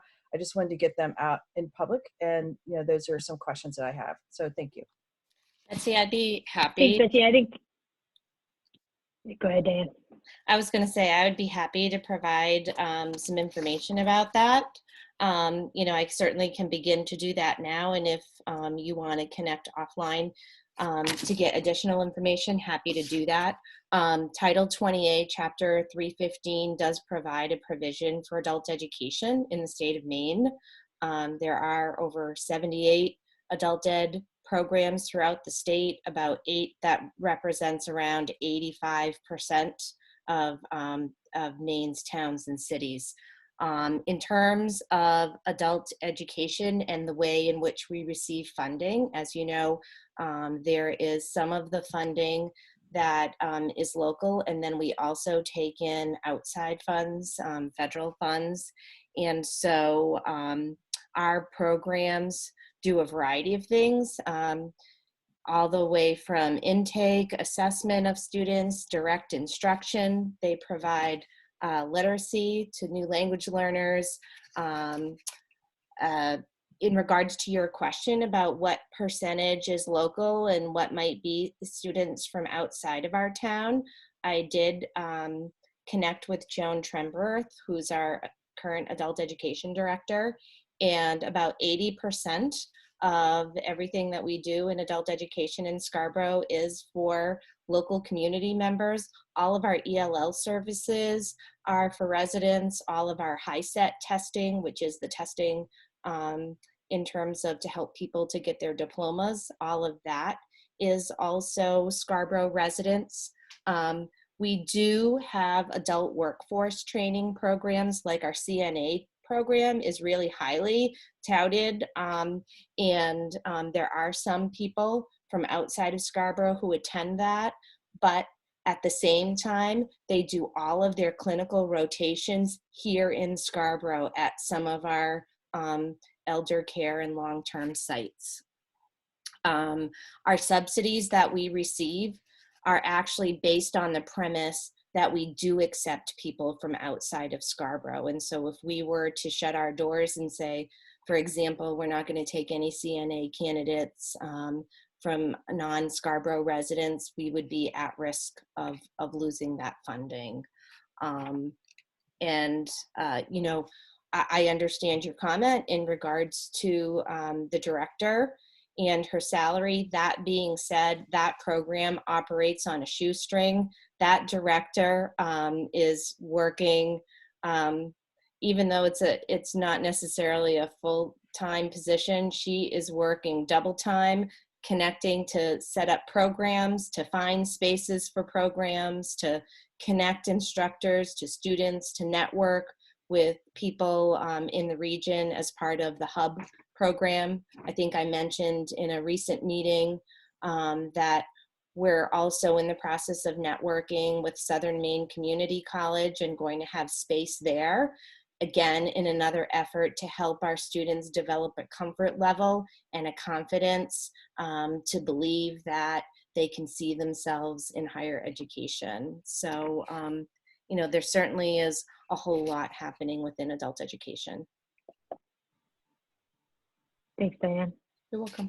And Betsy, if you have any follow-up questions, if you wouldn't mind just taking those offline, we do have a couple other comments I want to get to. Is that to me? Can you still hear me?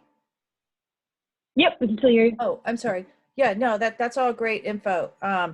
Yeah, just unfortunately in a year of priorities, you just kind of have to look at everything. So, that's where some of my questions are coming from. So, it looks like it's a net about $100K program, I think. So I'm just, wanting to understand better how that works, but that's great info. Thank you. You're welcome. Thanks, Betsy. So we do have another hand We raised. do have, I noticed that we did have an email come through a while ago, so just going in order. I just want to address the email first. It's from Rebecca Wantel at 11 Fowler Farm Road in Scarborough.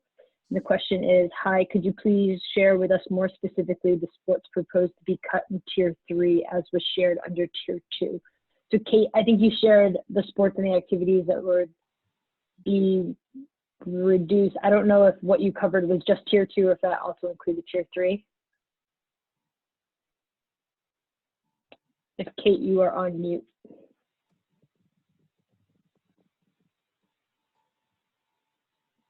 Sorry, guys, I couldn't find myself.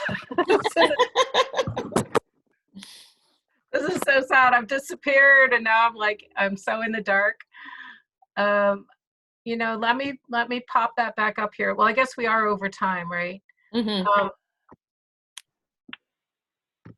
So yeah, in Tier 2, we talked about cheering and wrestling. In Tier 3, we did not get into the detail on that, but the sports suggestions for that tier are going to be 7th grade sports and first team sports. So maintaining all of the existing programs, but having only an 8th grade level at the middle school and having only varsity and JV level at the high school. Okay. Okay. If Diane, if you wouldn't mind just bringing Denise Blaine in. Sure. Thank you. Hi, can you hear me? We can, yes. Okay. Hi, Denise Lane, Scarborough High School teacher. I should also say I grew up in Scarborough and chose to come work here. And this is very difficult for me to sit and listen to. So I guess I just want to kind of piggyback off of what Counselor Gleitstein kind of ended with. Everything that I'm hearing is everything is on the table. So can the committee tell me at what point or at what part of this process does your committee start looking at new initiatives, or are these completely off limits? And if they are, I would respectfully ask why, given the highly unusual circumstances of this time. So if you could just maybe address that for me and give me some idea if they are going to be looked at and maybe put on hold for a year. Thank you. Yeah, thanks for your question. I'll give you my thoughts, and then I've asked Alicia and April to comment as well. I don't think they are off the table. I think everything is, as you say, is sort of on the table and being looked at. As I said at the beginning of the call, this is really our first opportunity to go through and ask questions. And as it is, we ran out of time. So we'll certainly have more questions to be asked and sort of a recommendation over the next couple of weeks. But yeah, it's certainly, I wouldn't say that it's off the table in any way. I don't know, Alicia or April, if you have anything to add to that. Well, I mean, we've communicated about it a little bit today that in fact those items are changing as we speak. I don't think that they're off the table either. I don't know what initiatives you're referring to. I mean, I don't view my role as a member of the Board of Education. It's to try to come up with those types of ideas. I'm certainly happy to share ideas when I have them, but I rely on the experts at the school, such as yourself, if there are ideas to hear those and consider those ideas, and same with community members, which we have throughout this and other budget seasons as well. So if there's something that you're referring to in particular that could be helpful. No, Alicia, I think I was just wondering, I've heard about new programs that are still in the budget. I guess I'm curious as to whether or not the committee is willing to ask those questions to the administration. Is this something that's absolutely necessary? And I think I've heard a little bit today, but I want to know if they're going to be discussed, if those are going to be discussed further in this committee. Is there, are there specific? Well, like, sorry, I don't mean to interrupt, No, but I think like new math programs or new curriculum that's being thought about being invested in going forward. I mean, everything does need to be renewed at some point, but is right now the absolute, you know, time to do that. So just, I hate hearing, as you guys have all said, anything being reduced. And if there are new things that can wait, I already know I'm going to be doing my job on a shoestring budget next year. So how can I keep my colleagues and have some of these things wait? Just asking. Well, I mean, Yeah. I rely on the input from teachers and administrators to inform me about those concerns. I don't have the information myself. I ask questions when it sort of makes sense to, but you know, I rely on others' perception of the necessity of that. And so that is one of the difficulties that I have, is because, you know, we hear directly from administration, and their perception may be different than teachers' perception. So I'm happy if to hear your thoughts, and if you're not comfortable sharing them in this forum, you're always welcome to email me or call me, and I'm happy to have a discussion about your thoughts. Thank you. Thank you. I would welcome a formal survey to teachers about this whole time, and anything that we think that we need or we don't need. It's one thing that we haven't been asked, I will tell you, in this whole 7 weeks is, how are you doing? And what do you need going forward? So I appreciate that, Alicia, and I will probably be reaching out to you. Thank you. I appreciate that. Thank you. That's something that we have a board meeting tonight, and so maybe as part of our finance committee update, I can bring up as sort of how we progress in terms of getting additional feedback from teachers and staff. Thanks, Denise, for your comment. And just to follow up, that is one of our goals as a board, is to establish a formal process where teachers and students know how they can direct their input and questions to the board and to administration in a way that it can be heard and that they feel comfortable providing that information. And so, you know, we've been sidetracked, obviously, as a district due to the COVID. But that is something that's still on my radar, and something that I really think that our district would benefit from. So I agree with you that that's a priority. Yep. Okay. Denise, thank you. April, Sandy, Diane, Kate, any other final comments before we close? I just want to say that I appreciate, Denise, your input and others, and challenge for all of us is you do the best you can, and you come up with a proposal, and good arguments do come forward. I mean, and that, I think Denise is an example where there's an opportunity to rethink some of these decisions, because it's a no-win either way. I mean, somebody's going to have a different opinion about what should go or what should stay. So I see it as an opportunity. I think it's healthy to have discourse, and whether we change our minds with some of these decisions, it may happen, it may not. But I think, again, this is an opportunity to rethink and look forward, and if we need to make changes, we will. I appreciate that about you and your leadership, Sandy. Thank you for that.